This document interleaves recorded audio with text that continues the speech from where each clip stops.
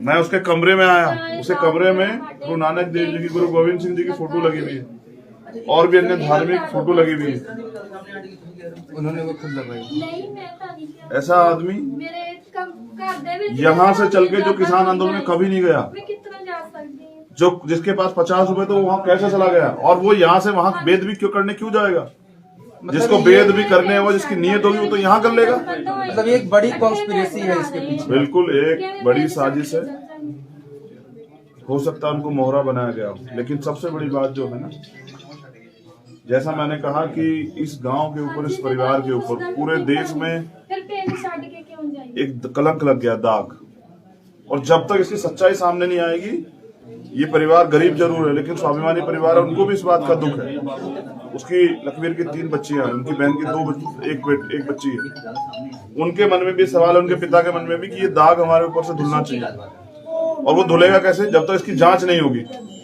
जांच में स्पष्ट हो जाए किसने किया, करवाया, क्यों किया और नहीं किया, ये सब चीजें स्पष्ट होनी जरूरी है। इसलिए मैं चाहता हूँ इस घटना की सीबीआई जांच हो। और मैं पंजाब के मुख्यमंत्री से कहूंगा कि अगर पंजाब में कोई पीड़ित है, उसका दुख आप नहीं सुनोगे तो कौन सुनेगा?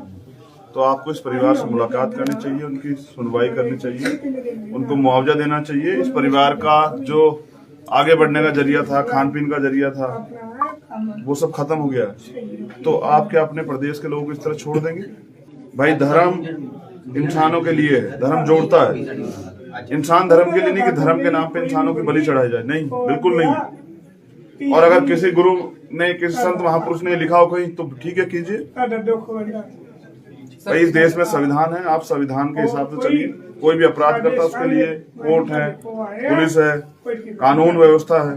आप अपनी बात को दमदारी से रखिए। आईपीसी है, सीआरपीसी है, जब कोर्ट में केस चलेगा। आप अगर कानून को अपने हाथ में लोगे तो हर कोई ले लेगा, तो क्या होगा? सर, किसान आंदोलन को हमेशा जो समर्थन है वो इसी संविधान को देखते हुए लोग चौतरफा उसको समर्थन दे रहे हैं। लेकिन ऐसे में जब चीजें इंस्टिगेट करने वाली लोग जो मतलब सरेंडर किया या अरेस्ट हुए हैं, वो लोग कहते हैं कि आगे बेअदबी होगी तब भी ऐसे करेंगे। ऐसे में जब ये चीजें आप देखते हैं और आप उस चीज को समर्थन देते हैं, तो आप कैसे इस चीज को देखना चाहेंगे? तो किसान मोर्चा भले अपना, हर समाज में अलग अलग तरह के लोग हैं, अलग अलग विचारधारा के, अलग अलग मन के लोग। आप किसी एक व्यक्ति से उस कम्युनिटी को डिफाइन नहीं कर सकते। सब तरह के लोग।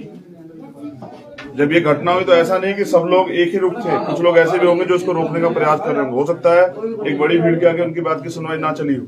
मेरे पास क्या एविडेंस है, कल हमारी टीम रिपोर्ट लेके आई।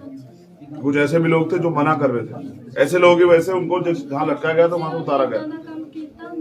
हमने स्टेटमेंट सुना उनका लटके हुए, जिंदा थे तब। वो कह रहे थे मुझे थल्ले उतार दो, मैं बताना कि मेरे साथ और कौन है, मुझे यहाँ कौन लेके आ। हम सबका प्रयास ये होना चाहिए था कि अगर ये कोई साजिश है, कॉन्स्पिरेसी है, इसके पीछे कौन कौन है, हमें जानना चाहिए। मोहरे को क्यों, वास्तविक जो पीछे है जिसने कराया उसको ढूंढना चाहिए था, लेकिन उसका क्यों नहीं प्रयास हुआ? तो मैं चाहता इन्वेस्टिगेशन हो। रही बात उसकी, किसान आंदोलन जो है वो इस देश में आजादी की एक और लड़ाई है।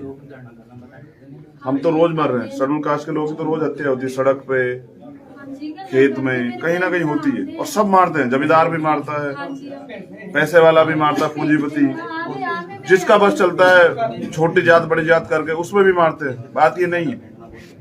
किसान आंदोलन देश के एक और आजादी की लड़ाई थी। उन्होंने देश के आजाद लोगों को लड़ने का जज्बा दिया। उनका आंदोलन अपनी जगह है, लेकिन मेरा कहना यह कि कानून को हाथ में नहीं लेना चाहिए। तो ये जो किया गया है, ये मानवता को कलंकित किया गया है, ये हृदय विदारक है। इस पे अगर ठोस कार्रवाई नहीं होती तो ये संदेश अच्छा नहीं होगा। और एक पे सही कार्रवाई कीजिए, सब लोगों को पता लग जाएगा कि कानून से बड़ा कोई नहीं, संविधान से बड़ा कोई नहीं। इसको केस को हम लोग लड़ेंगे पर्सनली।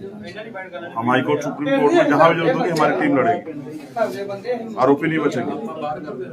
अगर उनको चिंता है तो हमें भी चिंता है हमारे लोगों की। हम अपने लोगों को मरने नहीं देंगे। न्यूज़ डिक्शनरी, खबर जो आपको भाए।